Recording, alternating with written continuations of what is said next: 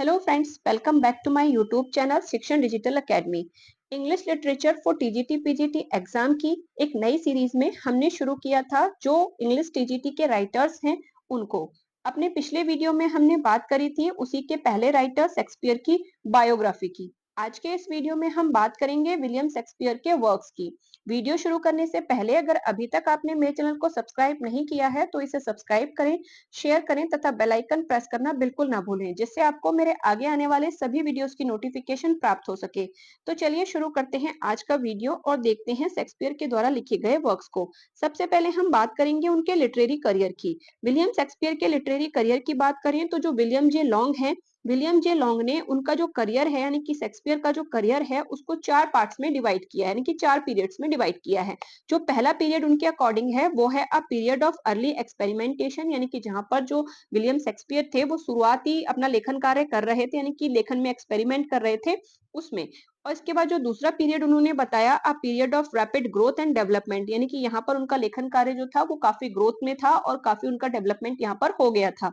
अगला जो पीरियड है वो है period of gloom and depression, यानी कि यहाँ पर वो थोड़ा दुख में और डिप्रेशन में चले गए थे, क्योंकि यहाँ पर क्या था उस समय प्लेग की जो महामारी थी वो फैल गई थी और जो थिएटर वगैरह थे वो बंद हो गए थे, तो प्ले वगैरह लिखने का जो कार्य था वो कम हो गया था। इसी वजह से यहाँ पर जो उनका थोड़ा लिटरेरी करियर था वो थोड़ा डाउन चला गया था।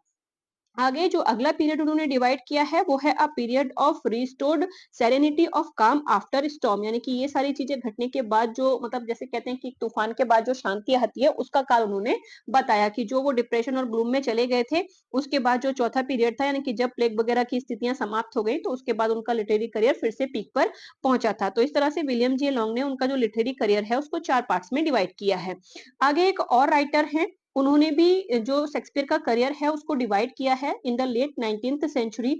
एडवर्ड डाउडेन, यानी कि 19th सेंचुरी में जो एडवर्ड डाउडेन थे उन्होंने भी उनका करियर का को 4 पार्ट में डिवाइड किया, यानी कि 4 पीरियड्स उनके बताए हैं। और ये बताया किसमें है तो उनकी यानी कि एडवर्ड डाउडेन की एक बुक है Shakespeare his mind and art, जो कि 1875 में पब्लिश हुई थी। तो इस बुक में उन्होंने जो शेक्सपियर का करियर है उसको 4 पार्ट्स में डिवाइड किया। पहले की बात करें तो उसको उन्होंने नाम दिया इन द वर्कशॉप, दूसरे को उन्होंने नाम दिया इन द वर्ल्ड, तीसरे को नाम दिया उन्होंने आउट ऑफ डेप्थ, और जो चौथा पीरियड था उनकी लाइफ का या उनके लिटरेरी करियर का उसको उन्होंने नाम दिया ऑन द हाइट्स। इस तरह से उन्होंने भी उनके लिटरेरी करियर को 4 पार्ट्स में डिवाइड किया। अब हम बात करते हैं शेक्सपियर के जो प्ले वगैरह लिखे गए हैं उनकी क्रोनोलॉजी क्या है। क्रोनोलॉजी का अर्थ होता है कि वो किस सीक्वेंस में लिखे गए, कौन सा किस समय किस टाइम पीरियड में लिखा गया है। बात करें शेक्सपियर के प्ले की क्रोनोलॉजी की तो chronology of Shakespeare's play is based on, यानी कि जो शेक्सपियर के प्ले की क्रोनोलॉजी है यानी कि जो हमें उनके बारे में जानकारी मिलती है कि कौन सा प्ले कब लिखा गया है, तो वो ऑक्सफोर्ड कंपेनियन टू शेक्सपियर की जो एक लेख है, लेख कह सकते हैं या एक मतलब पुस्तक कहते हैं, तो उसमें ये है माइकल डॉब्सन की। तो माइकल डॉब्सन के द्वारा लिखा गया ऑक्सफोर्ड कंपेनियन टू शेक्सपियर है। इससे हमें शेक्सपियर के जो प्ले हैं उनकी क्रोनोलॉजी मिलती है, यानी कि इसमें जो क्रोनोलॉजी दी गई है उसी को सब लोग मानते हैं। आगे हम बात करते हैं विलियम शेक्सपियर के जो प्ले हैं उनका सोर्स क्या है। यानी कि आप जानते हैं कि शेक्सपियर क्या थे, किसी भी बड़ी यूनिवर्सिटी से पढ़े हुए नहीं थे और वो ना ही ज्यादा पढ़े लिखे थे। तो उन्होंने क्या किया, पहले वो दूसरों की रचनाएं पढ़ते थे, उसके बाद उनमें कुछ एक्सपेरिमेंट करके वो लिखते थे। तो सोर्स की बात करें कि उन्होंने कहाँ से कौन सी चीजें पढ़ी और फिर कौन सा प्ले उसके बाद लिखा, तो मेन सोर्स की अगर बात करें तो the main source of Shakespeare play, जो शेक्सपियर के प्ले का मेन सोर्स है वो Holinshed chronicles of England, Scotland and Ireland. इसके अलावा सर थॉमस नॉर्थ का एक ट्रांसलेशन है जो कि प्लूटार्क का पैरल लाइफ्स, यानी कि प्लूटार्क की जो पैरल लाइफ्स है उसका एक ट्रांसलेशन थॉमस नॉर्थ के द्वारा 1579 में किया गया था। तो एक वो ट्रांसलेशन और जो हॉलिंसेट क्रॉनिकल्स हैं इंग्लैंड, स्कॉटलैंड और आयरलैंड के, वो शेक्सपियर के प्ले का मेन सोर्स हैं। आगे हम बात करते हैं कि वैसे तो जो शेक्सपियर थे वो पहले इंस्पायर होते थे किसी वर्क को पढ़ के उसके बाद लिखते थे, लेकिन कुछ प्लॉट उनके ऐसे भी हैं जो ओरिजिनल हैं जिनका सोर्स उन्होंने कहीं से भी नहीं लिया है। तो उसमें पहला है लव स्लेबर लॉस्ट, दूसरा है अ मिडसमर नाइट्स ड्रीम, तीसरा है द मैरी वाइफ्स ऑफ बिंडसर और चौथा है द टेम्पेस्ट। यानी कि ये जो 4 प्ले हैं ये शेक्सपियर के ऐसे प्ले हैं जो कि उनके ओरिजिनल प्लॉट हैं, यानी कि उनको उन्होंने खुद ही लिखा है, कहीं से सोर्स इसकी नहीं मिलती। आगे हम बात करते हैं फोलियो ऑफ शेक्सपियर के वर्क की। आप जानते हैं कि शेक्सपियर के जो वर्क या प्ले हैं वो फोलियो में पब्लिश्ड हुए हैं, तो वो हम देखते हैं कि शेक्सपियर के कितने प्ले हैं और किस तरह से फोलियो में वो पब्लिश्ड हुए हैं। William Shakespeare wrote around 37 play, ऐसा माना जाता है कि विलियम शेक्सपियर ने लगभग 37 प्लेस को लिखा है। अब बात करते हैं उनके फर्स्ट फोलियो की, तो इन 1623 में John Heminges and Henry Condell ने, यानी कि जो ये क्या थे, ये दोनों उनके फ्रेंड्स थे, शेक्सपियर के फ्रेंड्स थे और साथ ही उनके फेलो एक्टर भी थे, यानी कि थिएटर में उनके साथ एक्टिंग किया करते थे, उनके फ्रेंड थे। तो इन दोनों ने ही 1623 में, यानी कि शेक्सपियर की डेथ के बाद 1623 में जो शेक्सपियर ने प्ले लिखे हैं उनका एक फोलियो पब्लिश कराया था, जिसको फर्स्ट फोलियो के नाम से हम जानते हैं। और इस फर्स्ट फोलियो में उनके 36 प्ले इंक्लूड थे। जैसे हम मानते हैं कि उन्होंने 37 प्ले लिखे हैं, लेकिन ये जो फर्स्ट फोलियो 1623 में आया था, इसमें केवल 36 प्ले ही थे।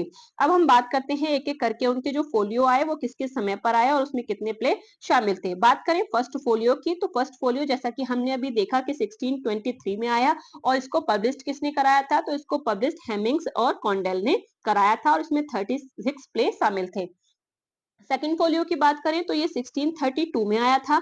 ये Allott, William Aspley, Richard Hawkins, Richard मेगन और जॉन स्मिथ विक के द्वारा पब्लिश कराया गया था और इसमें जो टोटल प्ले थे वो 31 प्ले थे। आगे हम बात करते हैं थर्ड फोलियो की। थर्ड फोलियो की बात करें तो ये 1663 में आया था और इसे पब्लिश कराया था फिलिप चिटविन ने। इसके बाद फोर्थ फोलियो की बात करें तो फोर्थ फोलियो आया था 1685 में, जिसको पब्लिश कराया था R Bentley, E Brewster, R Chiswell and H Herringman ने। इन चारों ने मिलकर इसको पब्लिश कराया था 1685 में। तो इस तरह से 4 फोलियो शेक्सपियर के प्लेस के आए थे। यहाँ पर कुछ नोट हैं जो कि उनके फोलियो से संबंधित हैं, उसे यहाँ पर हम देख लेते हैं। तो नोट की बात करें तो द टू नोबल किंग्समैन, ये भी एक शेक्सपियर का प्ले माना जाता है। Did not appear in any folio edition, ये हमें किसी भी फोलियो में नहीं मिलता। And was not printed until 1634 और 1634 तक इसका पब्लिकेशन भी नहीं हुआ था। 1634 में ये पहली बार पब्लिश हुआ था और ये किसी भी फोलियो में शामिल नहीं था। जो उनके 4 फोलियो आए थे, चारों में से किसी में भी ये शामिल नहीं था। आगे और दूसरा पॉइंट देखते हैं तो वो है पेरिक्लीज। पेरिक्लीज क्या है? ये प्रिंस ऑफ टायर है, was not included in this folio, यानी कि ये जो फोलियो आए थे 4, इन चारों में जो पेरिक्लीज है वो भी शामिल नहीं था। पेरिक्लीज और प्रिंस ऑफ टायर ये इसका पूरा नाम है। आगे एक और पॉइंट है उसे देखते हैं तो only play of Shakespeare the taming of the श्रू, यानी कि उनका एक जो प्ले है टेमिंग ऑफ द श्रू, first published in the first folio. पहले ये फर्स्ट फोलियो जो फर्स्ट फोलियो है उसमें पब्लिश हुआ था, उसके बाद इसको क्वार्टो में भी पब्लिश कराया गया था। फोलियो और क्वार्टो क्या होते हैं वो इस वीडियो के एंड में हम देखेंगे कि जो फोलियो है और जो क्वार्टो है वो किसको कहते हैं। तो जो शेक्सपियर का प्ले था द टेमिंग ऑफ द श्रू, वो पहले फर्स्ट फोलियो में पब्लिश हुआ था और उसके बाद उसको क्वार्टो में भी पब्लिश कराया गया था, यानी कि एक मात्र ऐसा प्ले था जो फोलियो में और क्वार्टो दोनों में ही पब्लिश कराया गया था। आगे बनते हैं तो आगे पढ़े तो सोनेट्स ऑफ शेक्सपियर की बात करते हैं हम कि शेक्सपियर ने प्ले के साथ साथ कुछ सोनेट भी लिखे थे। सोनेट होता है 14 लाइन की एक पोयम होती है जिसे हम सोनेट कहते हैं और सोनेट के दो टाइप होते हैं, एक होती है शेक्सपियरियन या फिर इंग्लिश सोनेट और दूसरी होती है पेटार्कन या फिर उसको इटालियन सोनेट भी कहते हैं। उनमें 14 लाइन ही होती हैं, सिर्फ जो उनके स्टैंजा होते हैं वो अलग अलग होते हैं। बात करें इटालियन सोनेट की तो उसमें 8 और 6 लाइनों के 14 लाइनें बनाते हैं, यानी कि 8 लाइनों का एक ऑक्टेव होता है और 6 लाइनों का एक सस्टेट होता है। इस तरह से जो शेक्सपियरियन सोनेट है उसमें 4-4 लाइन के स्टैंजा बना के और लास्ट में 2 लाइन का एक कपलेट रहता है, यानी कि दोनों में होती 14 लाइनें ही हैं, बस उनका जो डिवीजन होता है वो थोड़ा अलग होता है। तो जो शेक्सपियर थे उन्होंने भी कई सारे सोनेट लिखे हैं। बात करें उनके पूरे लाइफ टाइम की तो during his life time William Shakespeare wrote 154 sonnet, यानी कि उन्होंने कुल 154 सोनेट्स लिखे थे। और उनके जो सोनेट्स हैं, बात करें उनके पब्लिकेशन की तो his sonnets were published collectively on 20 May 1609 by Thomas Thorpe. Thomas Thorpe के द्वारा इनको 1609 में, यानी कि 1609 में पब्लिश कराया गया था। बात करें इनके जो 154 सोनेट्स हैं वो उसमें मतलब किसको इन्होंने एड्रेस किया है, तो इन 154 sonnets Shakespeare dedicated 126 sonnet to an aristocratic young man fair youth, यानी कि बात करें इनके पूरे टोटल सोनेट्स में थे तो टोटल सोनेट्स में से 126 सोनेट जो हैं वो इन्होंने एक यंग मैन को डेडिकेट किए हैं जिनको ये फेयर यूथ कहते हैं। और ऐसा माना जाता है कि जो ये फेयर यूथ हैं ये या तो हेनरी वर्सली हैं या फिर जो कि 3rd अर्ल ऑफ साउथहैम्पटन थे या फिर ये विलियम हर्बर्ट हैं, यानी कि दोनों में से कोई भी हो सकता है क्योंकि इन्होंने जो लिखा है वो WH करके डेडिकेटेड किया है कि ये WH को डेडिकेटेड है, और WH में इन दोनों के ही नाम में WH आता है, तो माना जाता है कि ये दोनों में से किसी एक को डेडिकेटेड किए गए हैं। जो हेनरी वर्ड्सले हैं वो थर्ड अर्ल ऑफ साउथहैम्पटन थे, और जो विलियम हर्बर्ट हैं वो अर्ल ऑफ पेम्ब्रोक थे। तो इन दोनों में से किसी को उन्होंने 126 जो सोनेट हैं वो एड्रेस किए हैं। अब आगे बात करते हैं 127 से आगे जो सोनेट्स हैं इनके उनकी। तो जो रेस्ट 127 से 152 सोनेट्स हैं वो इन्होंने एड्रेस किए हैं डार्क लेडी को, यानी कि एक लेडी को एड्रेस किया जिसको ये डार्क लेडी कहते हैं। और ऐसा माना जाता है कि जो वो डार्क लेडी है वो मैरी फिटन है, यानी कि मैरी फिटन की पहचान इनके रूप में डार्क लेडी के रूप में की गई है। इसके बाद बचते हैं दो सोनेट। तो जो लास्ट के दो सोनेट हैं इनके वो एल्गोरिकल ट्रीटमेंट हैं। एल्गोरिकल होते हैं जिसमें मतलब किसी चीज की व्याख्या करने के लिए किसी दूसरी चीज को एग्जाम्पल के थ्रू बताया जाता है, कि जिसमें जिसकी बात की जाती है, बात करते किसी और की है लेकिन एल्गोरिकल रूप से किसी और चीज की बात की जाती है। तो ये इनके जो सोनेट्स हैं दो वो एल्गोरिकल ट्रीटमेंट हैं, जो कि Greek epigrams referring to the little love god, यानी कि जो ग्रीक के लव गॉड हैं क्यूपिड, उनको इन्होंने डेडिकेट किए हैं। तो इस तरह से 154 सोनेट इन्होंने तीन तरह के लोगों को या तीन लोगों को डेडिकेट किए हैं। आगे हम बात करते हैं इनके सोनेट के बारे में। और तो इनका जो फर्स्ट सोनेट था वो था Venus and Adonis, was published in 1593। 1593 में ये पब्लिश्ड हुआ था।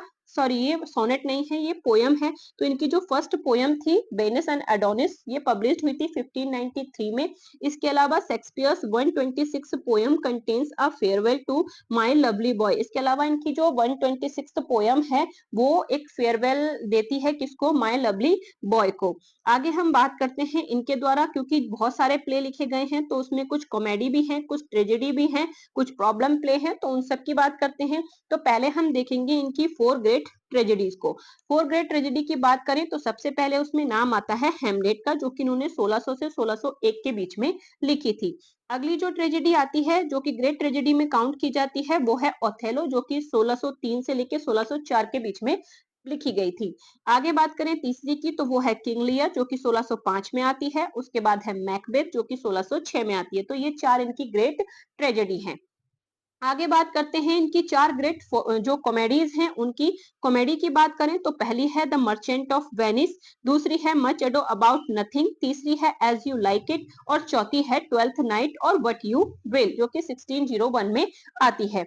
आगे हम बात करते हैं इनके द्वारा कुछ जो रोमन प्ले लिखे गए हैं, यानी कि इन्होंने जो टोटल प्ले लिखे हैं उनकी कैटेगरी है, तो उसी में रोमन प्ले है। तो रोमन प्ले के अंतर्गत आता है पहला जूलियस सीजर आता है, उसके बाद एंटोनी एंड क्लियोपेट्रा आता है, और तीसरा आता है कोरेलिनस। तो ये तीन इनके रोमन प्ले हैं। आगे हम बात करते हैं इनके जो ड्रामेटिक रोमांसेस हैं उनकी। तो उसमें पहला नाम आता है पेरिक्लीस का, जो कि 1607 में लिखा गया, और ये क्या है, ओनली पार्टली बाय शेक्सपियर। ऐसा माना जाता है कि शेक्सपियर ने इसका कुछ हिस्सा ही लिखा था। दूसरा है द विंटर्स टेल, जो कि 1609 में लिखा गया। उसके बाद है सिम्बेलाइन, जो कि 1610 में लिखा गया। आगे बात करें तो जो फोर्थ है वो है द टेम्पेस्ट, जो कि 1611 में लिखा गया। अब शेक्सपियर की जो कुछ ट्रेजिक कॉमेडी है, यानी कि उनमें थोड़ा दुख भी मिलता है और थोड़ी कॉमेडी भी मिलती है, तो उसकी बात करें तो शेक्सपियर की ट्रेजिक कॉमेडी, या फिर जिनको हम प्रॉब्लम प्ले भी कहते हैं, यानी कि ट्रेजिक कॉमेडी और प्रॉब्लम प्ले दोनों सेम नाम है। तो उसमें देखते हैं तो उसमें आता है एक ट्रोइलस एंड क्रेसिडा, जो कि 1602 में लिखा गया। दूसरा है मेजर फॉर मेजर, जो कि 1603 में लिखा गया। उसके बाद है ऑल्स वेल दैट एंड्स वेल, जो कि 1604 से 1605 के बीच में लिखा गया था। अब ये जो ट्रेजिक कॉमेडी है इनकी, इनको ये प्रॉब्लम प्ले नाम किसने दिया था, तो जो ट्रेजिक कॉमेडी है उनको प्रॉब्लम प्ले नाम दिया था फेडरिक एस बोस ने। इनको ये नाम दिया था 1896 में, यानी कि उन्होंने इनके जो प्ले थे इनको प्रॉब्लम प्ले के अंतर्गत रखा था। आगे हम बात करते हैं इनके बारे में। और तो हिज लास्ट मेजर ट्रेजेडी, यानी कि इनकी जो और ट्रेजेडी है, अभी हमने ऊपर इनकी 4 ग्रेट ट्रेजेडी देखी, तो उन चारों के अलावा भी और ट्रेजेडी हैं। तो जो मेजर ट्रेजेडी और है उनके अलावा, उसमें एक है एंटोनियो एंड क्लियोपेट्रा, जो कि एक रोमन प्ले भी है। इसी तरह से कैरोलिनस है, जो कि एक ट्रेजेडी है, contains some of Shakespeare's finest poetry and were considered his most successful tragedy by the poet and critics also। मतलब शेक्सपियर की जो ये ट्रेजेडी है इसमें क्या है कि जो एंटोनियो एंड क्लियोपेट्रा और कैरोलिनस है, इसमें क्या है, शेक्सपियर की कुछ पोइट्री भी हमें दिखाई देती है, यानी कि इसमें कुछ लाइनें शेक्सपियर ने पोइट्री की फॉर्म में लिखी हुई हैं। आगे हम बात करते हैं और तो टीएस इलियड ने जो इनका मैकबेथ है, जो कि ग्रेट ट्रेजेडी के अंतर्गत आता है, मैकबेथ भी और जो हेमलेट है वो दोनों ही इनकी ग्रेट ट्रेजेडी के अंतर्गत आते हैं। तो जो टीएस इलियट है, उन्होंने जो मैकबेथ है उसको कहा है आर्टिस्टिक सक्सेस, यानी कि वो बहुत बड़ी सक्सेस उसको बताते हैं कि वो आर्टिस्टिक सक्सेस है शेक्सपियर की। और जो हेमलेट है उसको वो कहते हैं आर्टिस्टिक फेलियर, यानी कि ये क्या है, बिल्कुल शेक्सपियर का आर्टिस्टिक फेलियर है on the basis of objective correlative. Objective correlative होता है कि जैसे मतलब जो राइटर उसमें दिखाना चाह रहा है, तो जितने भी उसमें घटनाक्रम हैं वो जो राइटर बताना चाह रहा है उससे मेल खा रहे हैं या नहीं खा रहे हैं, यानी कि जो स्थिति वो दिखाना चाह रहा है दर्शक उससे कोरिलेट कर पा रहे हैं नहीं कर पा रहे हैं। तो उन्होंने इसी को आधार बनाकर टीएस इलियट ने कहा कि जो मैकबेथ है वो उनका आर्टिस्टिक सक्सेस है और जो हेमलेट है वो उनका आर्टिस्टिक फेलियर है, क्योंकि हेमलेट में जो दिखाना चाह रहे हैं दर्शक उससे कनेक्ट नहीं कर पा रहे हैं। आगे हम बात करते हैं तो हेमलेट जो है, हेमलेट को मोनालिसा भी कहा गया है, यानी कि जो टीएस इलियट है उन्होंने ही हेमलेट को लिटरेचर की मोनालिसा भी कहा है। और ये कहा किसमें है, तो जो टीएस इलियट है उनका एक एस्से है हेमलेट एंड हिज प्रॉब्लम, तो उसमें इन्होंने जो हेमलेट है उसको लिटरेचर की मोनालिसा कहा है। मोनालिसा आप जानते हैं कि बहुत ही खूबसूरत पेंटिंग है, तो उससे इन्होंने इसका कंपैरिजन किया है। आगे लव्स लेबर लॉस्ट की बात करें तो loves labour lost has the highest percentage of rhyming lines. Rhyming lines जैसे सोनेट होते हैं तो उसमें जो आखिरी का शब्द होता है वो राइम करता है, यानी कि एक दूसरे से मैच करता है। तो जो लव्स लेबर लॉस्ट है उसमें हाईएस्ट परसेंटेज में जो लाइंस हैं वो राइम करती है, यानी कि सबसे ज्यादा राइम करने वाली लाइन अगर शेक्सपियर के किसी प्ले में मिलती है तो वो लव्स लेबर लॉस्ट है। और इसके बाद सेकंड नंबर की बात करें तो वो आता है मिडसमर नाइट्स ड्रीम, यानी कि इन दोनों में काफी ज्यादा राइमिंग लाइनों का इस्तेमाल शेक्सपियर के द्वारा किया गया है। आगे बात करें तो 19th of Shakespeare's play were first appeared in quarto before the publication of the first folio in 1623। ऐसा माना जाता है कि 1623 में जब फर्स्ट फोलियो आया था तो उससे पहले ही 19 प्ले शेक्सपियर के ऐसे थे जो क्वार्टो फॉर्म में पब्लिश्ड हो चुके थे। आगे बात करें तो one play coauthored with John Fletcher, यानी कि उनका एक प्ले है जो कि जॉन फ्लेचर के साथ लिखा गया था, कि जॉन फ्लेचर के साथ मिलकर इन्होंने इसको लिखा था, जो कि माना जाता है टू नोबल किंग्समैन, यानी कि जो द टू नोबल किंग्समैन है ये ऐसा प्ले है जिसको उन्होंने जॉन फ्लेचर के साथ मिलकर लिखा था और जो कि फर्स्ट यानी कि पहली बार पब्लिश हुआ था 1634 में। आगे बात करें तो जो द प्ले कार्डेनियो है, यानी कि इनका एक और प्ले है कार्डेनियो, ऐसा माना जाता है कि जो कार्डेनियो है वो प्ले भी इनके द्वारा ही लिखा गया था, has been created to Shakespeare, यानी कि शेक्सपियर ने ही इसको लिखा था, which was performed in his life, जिसका जो परफॉर्मेंस था वो भी इनके लाइफ, इनके जो टाइम पीरियड था, कि जो इनकी लाइफ थी, इनके जीवित रहते हुए ही हो गया था, वो क्या है अब कंप्लीटली लॉस्ट है, यानी कि वो बिल्कुल पूरी तरह से खो गया है। Today no return record of its story whatsoever, यानी कि आज हमें उसकी जो स्टोरी है उसका कोई भी रिटर्न रिकॉर्ड नहीं मिलता है।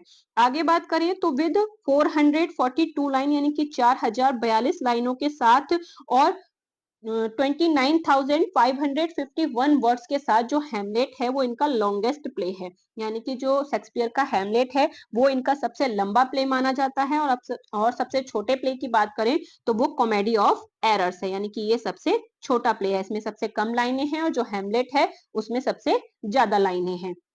आगे बात करें तो जो शेक्सपियर थे, क्योंकि वो एक एक्टर भी थे, तो उन्होंने कुछ जो प्ले थिएटर में परफॉर्म किए जाते थे तो वहां पर उन्होंने एक्टिंग भी की थी। तो एक्टिंग की बात करें तो जो एज यू लाइक इट है उसमें इन्होंने एडम का जो किरदार था वो परफॉर्म किया था। इसी तरह हेमलेट की बात करें तो हेमलेट में इन्होंने जो घोस्ट है, यानी कि जो हेमलेट के फादर हैं, जब उनकी मृत्यु हो जाती है तो उनका घोस्ट जो प्ले में दिखाई देता है, तो उस घोस्ट का जो मतलब रोल है वो शेक्सपियर ने ही प्ले किया था। इसके अलावा मैकबेथ की बात करें तो मैकबेथ में किंग डंकन का जो रोल था वो शेक्सपियर ने ही किया था। इसके अलावा हेनरी फिफ्थ जो इनका प्ले है उसमें ये कोरस भी बनते हैं, यानी कि कोरस में भी परफॉर्म करते हैं।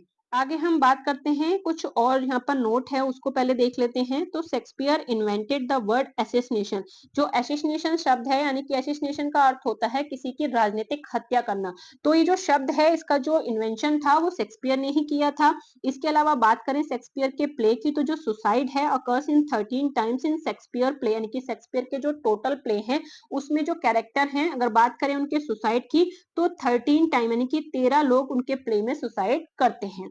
आगे बात करें तो एक बार हम देख लेते हैं कि शेक्सपियर ने कौन-कौन से जो प्ले हैं वो लिखे हैं, उनका जॉनर क्या है और कौन से ईयर में उनको लिखा गया है। तो सबसे पहले हम बात करते हैं जो उनका ईयर है, यानी कि इसको अगर हम डिवाइड करके देखें तो 1590 से लेके 1595 के बीच में उन्होंने कौन-कौन से प्ले लिखे और कौन-कौन से उनके जॉनर थे उसकी बात करते हैं। तो सबसे पहले हिस्ट्री प्ले की बात करें तो हेनरी 6 है जिसका पार्ट 2nd, 3rd और जो 1st है वो इस टाइम पीरियड में लिखा गया। अगर जो कॉमेडी है या फिर जो रोमन प्ले हैं, उन रोमांसेस हैं उनकी बात करें तो उसमें love labour lost, two gentleman of Verona और कॉमेडी ऑफ एरर आते हैं। इसी तरह हिस्ट्री में आपका हेनरी 6 और the tragedy of Richard third. Tragedy की बात करें तो रोमियो एंड जूलियट इनके द्वारा लिखी गई पहली ट्रेजेडी है, यानी कि शुरुआत इन्होंने जो ट्रेजेडी की थी वो इससे की थी। इसके अलावा ट्रायस एंड एंडोनिकस जो है वो भी इनकी ट्रेजेडी है जो कि इस टाइम पीरियड में लिखी गई। पोइट्री की बात करें तो वीनस एंड एडोनिस और द लेप ऑफ ल्यूक्रेस, ये इनकी दो पोयम हैं जो इस टाइम पीरियड में लिखी गई हैं। आगे बात करते हैं तो जब the tragedy of king Richard second, ये भी इसी टाइम पीरियड में आती है। इसके अलावा कॉमेडी की बात करें तो टेमिंग ऑफ द श्रू और अ मिडसमर नाइट्स ड्रीम, इनकी जो कॉमेडी है वो इसी टाइम पीरियड में आती है। तो ये जो सारे प्ले हैं वो इन्होंने इस टाइम पीरियड में लिखे हैं। अगले टाइम पीरियड की बात करें जो कि शुरू होता है 1596 से 1599 तक, तो इनमें इन्होंने लिखा है the life and death of king John, यानी कि यहाँ पे जो किंग जॉन है उसको लिखा गया है। द मर्चेंट ऑफ वेनिस को लिखा गया है, ये कॉमेडी है। अगर बात करें हिस्ट्री प्ले की तो ये जूलियस सीजर है या ट्रेजेडी भी हम इसको कह सकते हैं। इसके अलावा सोनेट टू सन्ड्रे, ये इनके सोनेट्स हैं यानी कि पोइट्री कलेक्शन है जो कि इस टाइम पीरियड में लिखा गया है। आगे बात करें तो किंग हेनरी जो फिफ्थ फोर्थ है उसका जो पार्ट 1 है वो इस टाइम पीरियड में लिखा गया। हेनरी फोर्थ का जो पार्ट 2 है वो भी इसी टाइम पीरियड में लिखा गया और the life of Henry fifth वो भी इसी टाइम पीरियड में लिखा गया। बात करें कॉमेडी की तो merry wives of Windsor, much ado about nothing, ये इसी टाइम पीरियड में लिखे गए हैं। आगे जो इनकी उस टाइम पे जो कॉमेडीज हैं वो यहाँ पर नहीं आती हैं। और जो द पैशन एट पिलग्रिम है, यानी कि इनकी एक जो पोयम है द पैशनेट पिलग्रिम, वो इस टाइम पीरियड में लिखी गई है।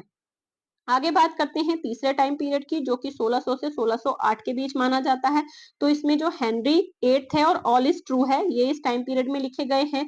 इसके अलावा बात करें कॉमेडी की तो as you like it, all's well that ends well, measure for measure, twelfth night, winter's tale और द टेम्पेस्ट, ये सारे कॉमेडी इसी टाइम पीरियड में लिखी गई हैं। बात करें ट्रेजेडी की तो ये ट्रेजेडी के टाइम पीरियड मतलब ट्रेजेडी के लिखने के हिसाब से बहुत ही इंपॉर्टेंट टाइम पीरियड है जो कि 1600 से लेके 1608 के बीच में है। अगर बात करें इन्होंने कौन सी ट्रेजेडी इसमें लिखी तो जो ग्रेट ट्रेजेडी हम जिनको मानते हैं इनकी चार वो इसी टाइम पीरियड में लिखी गई हैं, जिनमें Hamlet, Othello, King Lear, Macbeth, इसके अलावा एंटोनियो एंड क्लियोपेट्रा और इसके अलावा the history of Troilus and Cressida, ये जो ट्रेजेडी है वो इसी टाइम पीरियड में लिखी गई हैं। और बात करें इनका जो पोइट्री कलेक्शन है वो इसमें कौन सा है तो the phoenix and the turtle और अ लवर्स कंप्लेन, ये इस टाइम पीरियड में लिखी गई हैं। अब बात करते हैं आगे जो फोर्थ इनका टाइम पीरियड है उसमें इन्होंने कौन-कौन से प्ले को लिखा है।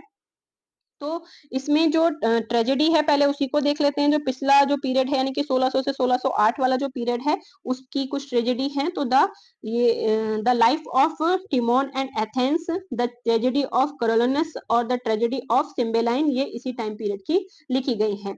अब हम आगे बात करते हैं फोलियो की। जैसा कि मैंने शुरुआत में बताया कि फोलियो और क्वार्टो क्या होता है उसे हम वीडियो के एंड में देखेंगे। तो सबसे पहले बात करते हैं हम यहाँ पर फोलियो की। फोलियो की बात करें तो a folio is a book in which each sheet is folded over only once through a middle forming two leaves और 4 pages। जैसे कि हमारी कोई एक A4 शीट होती है उसको आप बीच में से अगर फोल्ड कर दें तो उसकी दो पत्तियां बन जाएंगी यानी कि दो पेज बन जाएंगे। और अगर वैसे हिसाब से देखें तो वो 4 पेज उसमें हो जाएंगे यानी कि दो पत्तियां और 4 पेज हो जाएंगे। तो इस तरह से जो फर्स्ट फोलियो था उसमें 454 लीव्स थी यानी कि इस तरह से 454 यानी कि इसका डबल कर देंगे तो उतने पेज थे, तो उसे फोलियो कहते थे। जब किसी शीट को एक बार फोल्ड किया जाता था तो उसे फोलियो कहते थे। क्वार्टो की की बात करें तो quarto is a book in which 8 pages are printed on a single sheet, यानी कि एक पूरी शीट पर 8 पेजों को प्रिंट किया जाता था, which is folded twice to form 4 leaves। इसको इस तरह से मोड़ा जाता था कि उसमें 4 पत्तियां, यानी कि पत्तियां कह सकते हैं, जैसे कि एक शीट को मोड़ के हमने 2 पत्तियां बनाई तो इस तरह से उसमें 4 पत्तियां बनाई जाती थी, उसे क्वार्टो कहते थे। The average quarto contains about 100 page, यानी कि एक जो क्वार्टो होता था उसमें लगभग 100 पेज होते थे। तो आज के इस वीडियो में हमने बात करी शेक्सपियर के जो वर्क्स हैं उनकी। अगले वीडियो में हम बात करेंगे शेक्सपियर के जो लिटरेरी कमेंट्स लोगों ने उनके ऊपर किए हैं, यानी कि जो लिटरेचर के क्रिटिक्स थे उन्होंने जो उनके ऊपर लिटरेरी कमेंट किए हैं उनके बारे में, कि कौन से जो राइटर हैं उन्होंने शेक्सपियर के बारे में क्या कहा है, इसकी बात करेंगे। अगर आपको मेरे वीडियोस पसंद आते हैं तो इसे ज्यादा से ज्यादा शेयर करें ताकि और लोग भी इसका लाभ ले सकें। मिलते हैं फिर किसी नए वीडियो में। Thank you for watching.